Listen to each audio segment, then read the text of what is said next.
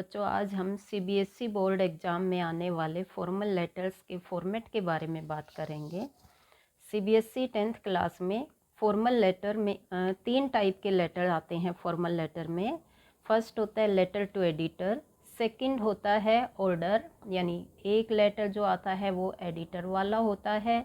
Second letter जो आता है वो लेटर फॉर ऑर्डर, यानी किसी भी टाइप का हमें कोई ऑर्डर मंगवाना है। और थर्ड जो लेटर आता है वो आता है इंक्वायरी के लिए, यानी आपको किसी भी टाइप की कोई भी इंक्वायरी करनी है, कहीं एडमिशन लेना है या किसी और चीज़ के बारे में कुछ इंक्वायरी करनी है। ये 3 टाइप के लेटर 10th के सिलेबस में आते हैं। आज हम इन तीनों के फॉर्मेट के बारे में बात करेंगे। अगर मैं लेटर के फॉर्मेट की बात करूँ तो सबसे पहले हमें लिखना होता है self address. Self address means जो भी क्वेश्चन आपको दिया गया है उसमें हमें ये देखना है कि हमारा एड्रेस उसमें क्या बनेगा। और इसके लिए सबसे बड़ी पहचान है जहाँ पर you are so and so, यानी यू आर करके कुछ भी लिखा गया है वो आएगा सेल्फ एड्रेस। हमारा सेकंड स्टेप होता है डेट का, लेकिन इसमें ये ध्यान रखना है कि कभी भी ये डेट DATE नहीं लिखना। जो पर्टिकुलर डेट जिस दिन आप एग्ज़ाम दे रहे हैं वही डेट उसमें लिखनी है। और डेट लिखने के देखो ये 2 फॉर्मेट मैंने बताए हैं। या तो हम डेट को पहले लिख सकते हैं, जैसे कि आज की डेट है 14 दिसंबर 2024, इस तरीके से लिखा जा सकता है। कोमा सिर्फ यहाँ पर आएगा। बच्चे क्या करते हैं, यहाँ पर भी कोमा लगा देते हैं, यहाँ पर भी कोमा लगा देते हैं। हमें कोमा सिर्फ मंथ के नाम के बाद लगाना है।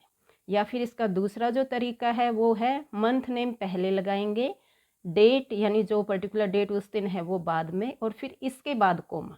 ये दोनों ही तरीके वैलिड हैं। इनमें से किसी एक तरीके को आप यूज़ कर सकते हैं, लेकिन ये DATE ये नहीं लिखना, डायरेक्ट ये लिखना है। जो हमारा थर्ड स्टेप होता है वो होता है रिसीवर एड्रेस, यानी हम लेटर किसको लिख रहे हैं। क्वेश्चन पढ़ते ही सबसे पहले आपको सेल्फ एड्रेस फाइंड आउट करना है। फिर आपको ये देखना है कि लेटर हमें लिखना किसको है। अगर मैं एक क्वेश्चन ये देखूं, जैसे कि देखिए ये लास्ट ईयर आया हुआ है, you are Saumya Soham living at 43B Blue Apartment Prashant Lok. तो सबसे पहले हम जो अपना सेल्फ एड्रेस ढूंढेंगे वो जो यू आर वाला स्टेप है, यानी ये हमारा सेल्फ एड्रेस बन जाएगा।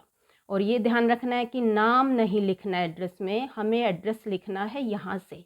ये हो गया हमारा एड्रेस, और जो सिटी नेम है या जो भी है वो हमें नेक्स्ट लाइन में लिखना है।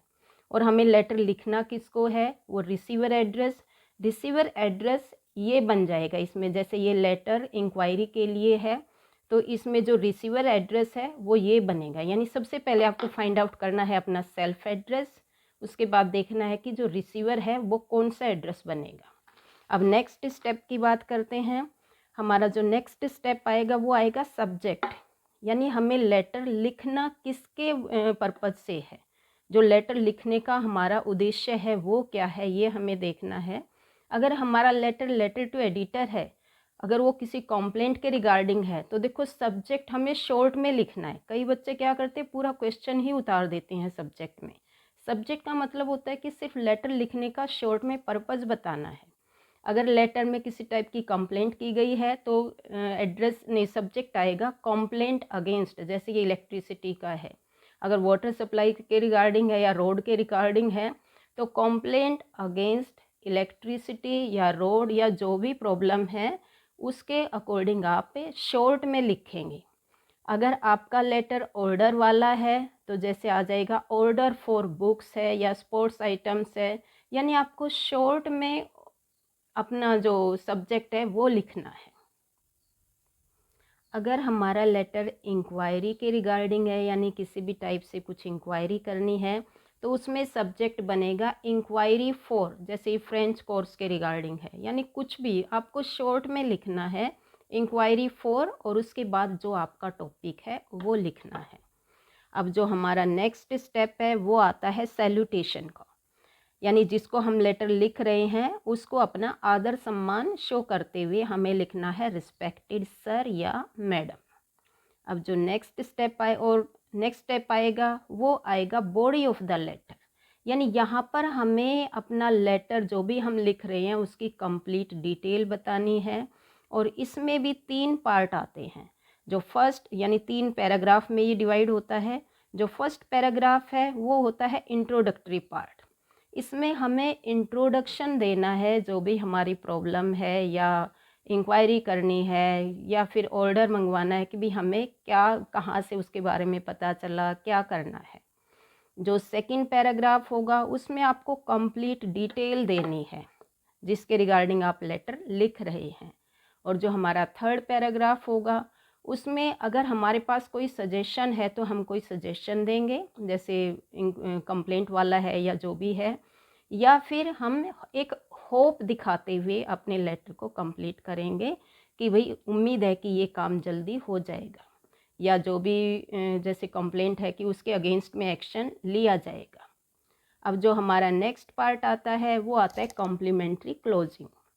इसमें हमें योर्स सिंसियरली या फेथफुली, इनमें से कोई एक वो यूज़ करना है। और बच्चे यहाँ पर कोमा लगा देते हैं जो कि अपोस्ट्रोफी बन जाता है, वो इस फॉर्मेट में यूज़ नहीं होता। आपको इनमें से किसी एक को प्रॉपर तरीके से अपना याद करेंगे। इसमें सिर्फ इन दोनों में से ही एक यूज़ करना है। अगर हम ट्रूली लिखते हैं तो ट्रूली में बच्चे मेनली क्या मिस्टेक करते हैं, यहाँ पर ई लगा देते हैं। यानी इन तीनों में से हम कोई एक यूज़ कर सकते हैं, बट ट्रूली में ई नहीं आएगा जो कि बच्चे यूज़ करते हैं, क्योंकि ट्रू में ई आता है। और इस तरीके से हमारा लेटर कंप्लीट हो जाता है। ये हमारा मतलब पूरा फॉर्मेट बन गया है। अगर इसके अकॉर्डिंग आप अपना लेटर कंप्लीट करेंगे तो आपका लेटर आपको बहुत अच्छे मार्क्स दिलवाएगा। नेक्स्ट वीडियो में हम एक CBSE बोर्ड में आए हुए प्रीवियस लेटर का सॉल्यूशन करेंगे। So stay connected.